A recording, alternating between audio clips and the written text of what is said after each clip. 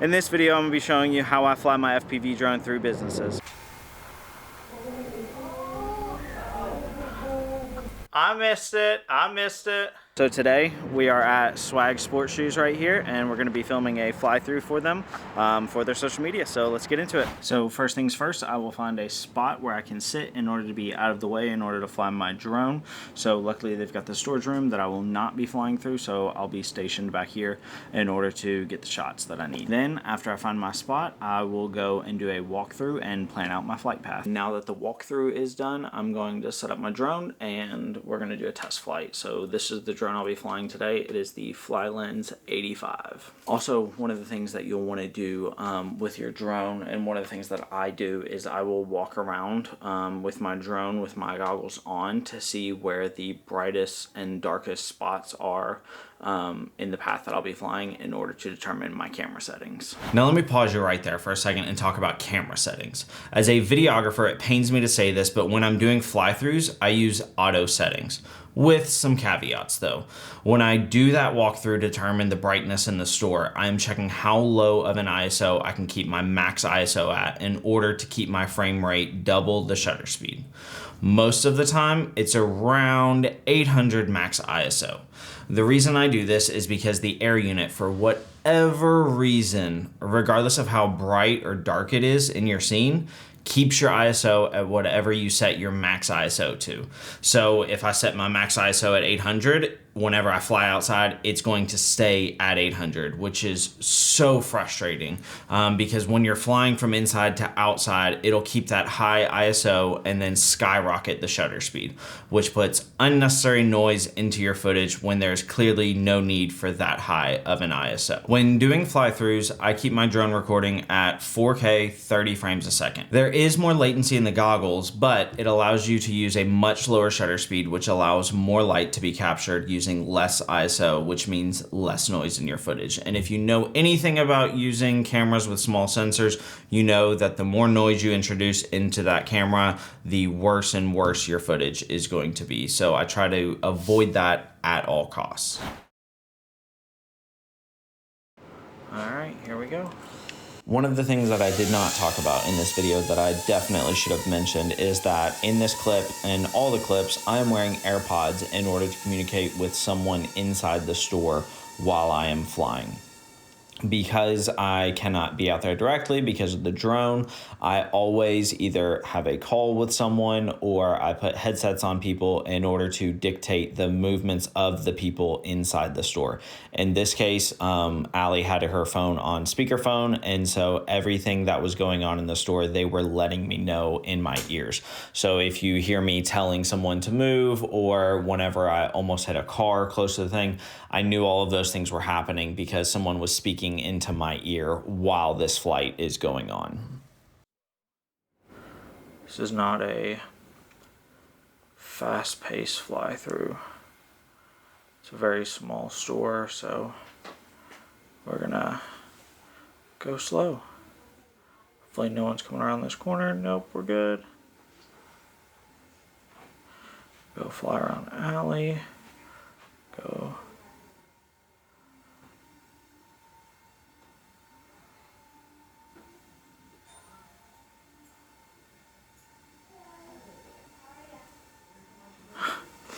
I can hear customers.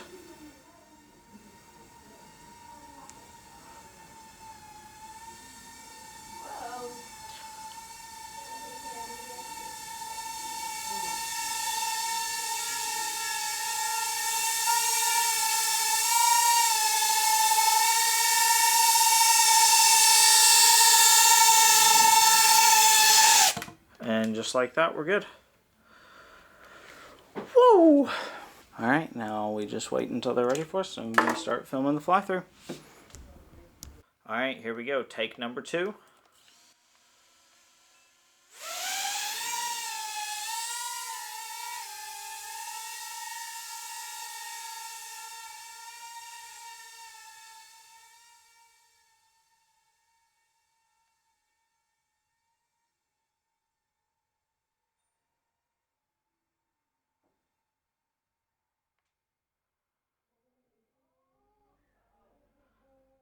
I missed it. I missed it. All right, y'all ready? Here we go.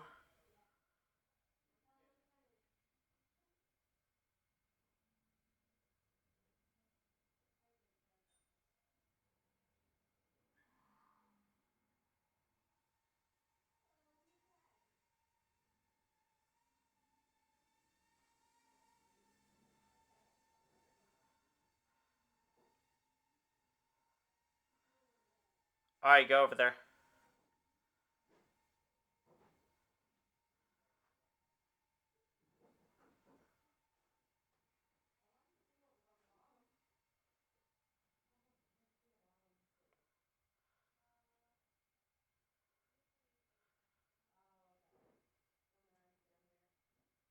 And grab the shoes.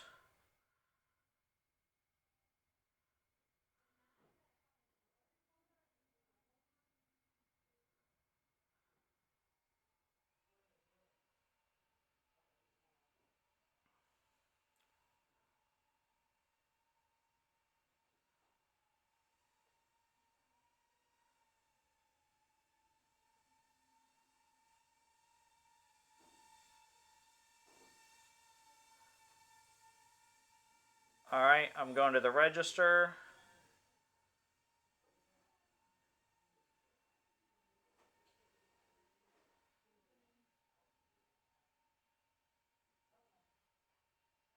That ended up being the final take that we did. I only did the fly through twice because we didn't have a whole lot of time and customers were filtering in and out. One of the things that I didn't get to show in the video while I was in the store was capturing the ambient audio.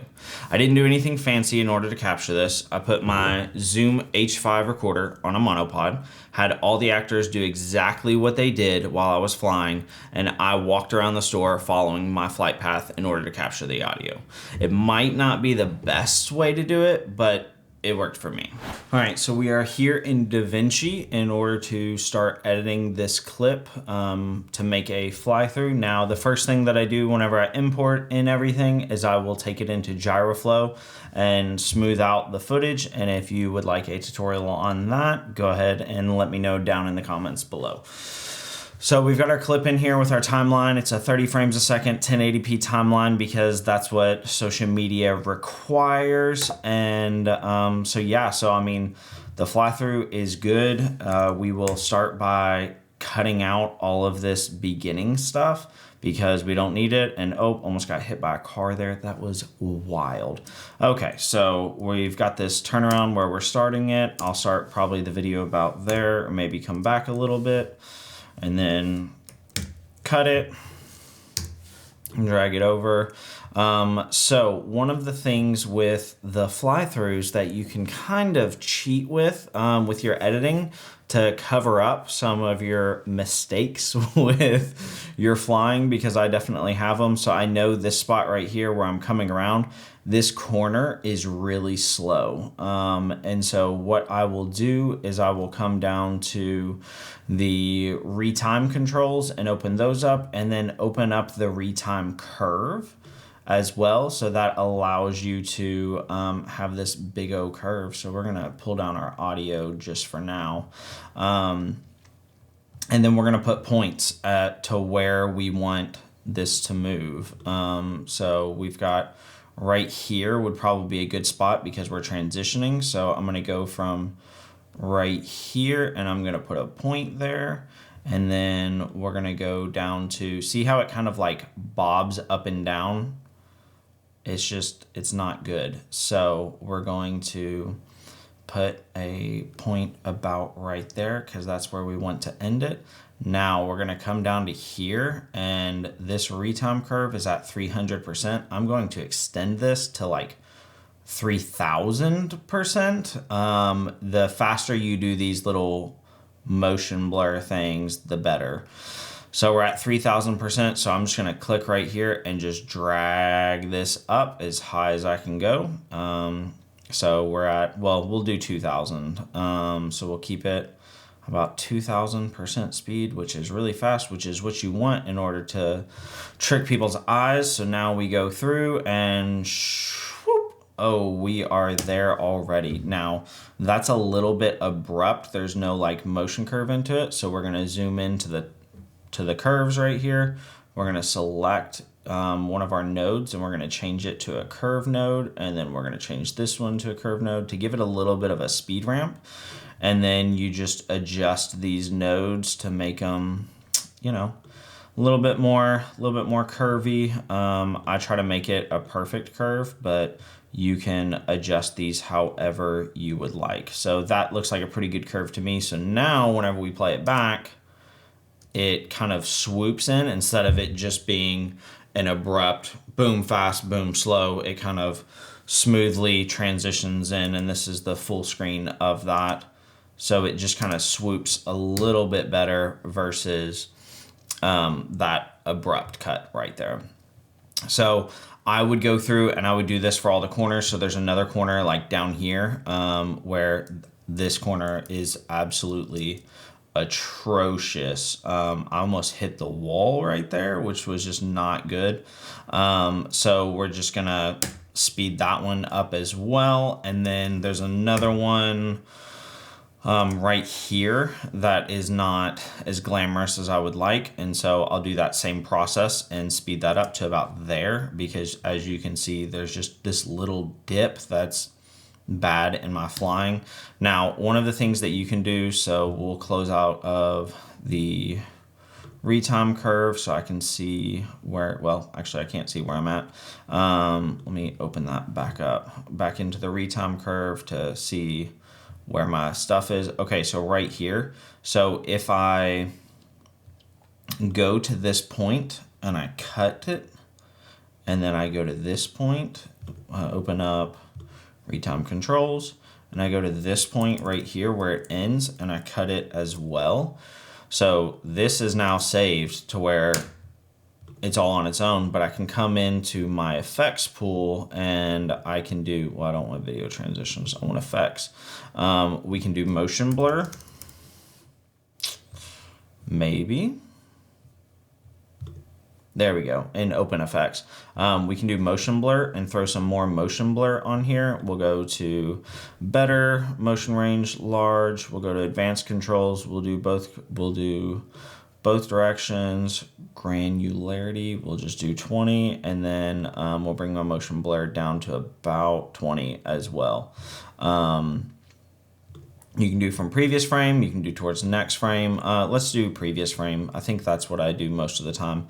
And then now you've got a nice blur on your transition, so it's even less abrupt as well. And now most people will put motion blur over their whole flights, but because I flew this at 30 frames a second, you can already see in here, in this area up here, I already have good motion blur, so I don't really need to add anymore. So then let me take you into the color grading tool, what I do. So I have a preset already made. It is going to be this one right here, the 03 air unit preset. We're going to double click that in order to do this. And then you've got all of your nodes over here. So I do start off with noise reduction, then I do a conversion LUT, then we have exposure, we've got color, and then we've got another conversion back to Rec 709. And then there's some LUTs and some different things that I put on here. But one of the things that I will put you on is this effects right here. So in order to edit this video in DaVinci Wide Gamut, you have to do a color space transform. And so the input color space for the 03 air unit is Rec 709, input gamma is Rec 709. So you will put those things over here and change it to DaVinci Wide Gamut. And then you do your exposure and your color within the DaVinci Wide Gamut color space, and then you do another conversion LUT from DaVinci Wide Gamut back to Rec 709 Gamma 2.4. And that just gives you a little bit more range to work with. It expands your colors a bit better, and it's just a much better process for editing those. So then once you're done with your color, obviously the next tab is sound. I will go in and I will put my sound design underneath this video clip. So let me go to my other timeline so I can show you that. So this is the sound design that I used. There's several different tracks. So for outside, I used a audio service in order to get that track. And then the inside, I literally walked around with my Zoom recorder on a pole and did it that way. And so it worked out extremely well. And then I just kind of synced the audio up. So right here, you know, I have the door dinging and then her saying, "Welcome to Swags." And so I just kind of aligned the audio with the people that were talking, even though it wasn't in real time. That's why you see so many cuts here. And one interesting fact about the audio is I actually ended up having to go back because I didn't record enough ambient audio of the store with me walking around, because I was kind of slice and dicing it, and me walking around was faster than me flying through. I just didn't time it out properly. So I literally went back 2 days later and just set my Zoom recorder in the corner of the store and recorded ambient audio of the store for about a minute, because I knew that's about how long the fly through was gonna be. So I've got ambient audio throughout the whole thing.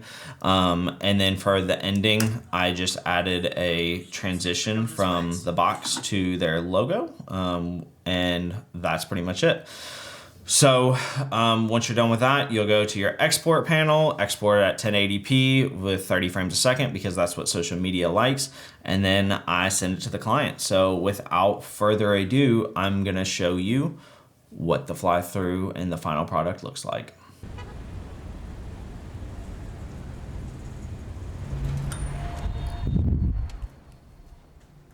Hi, welcome to Swags. Hey, how's it going?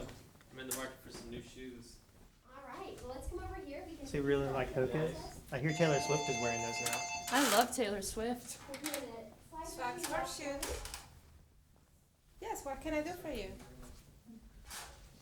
Of course. What size?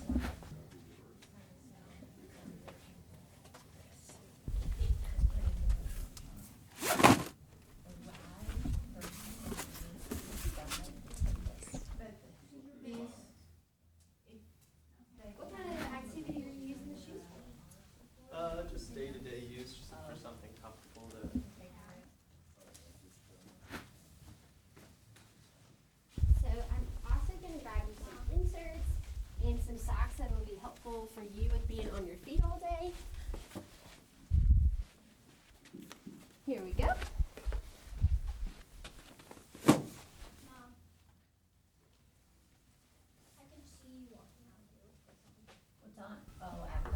Enjoy the new shoes. Thanks for coming to Swags. If you enjoyed this video and would like to see more how-to videos based on FPV drones and the process I use, go ahead and like this video and subscribe. Comment down below if you have any questions about the work that I am doing or would like a video on a specific topic. Thank you so much for watching, and I will see you in the next one.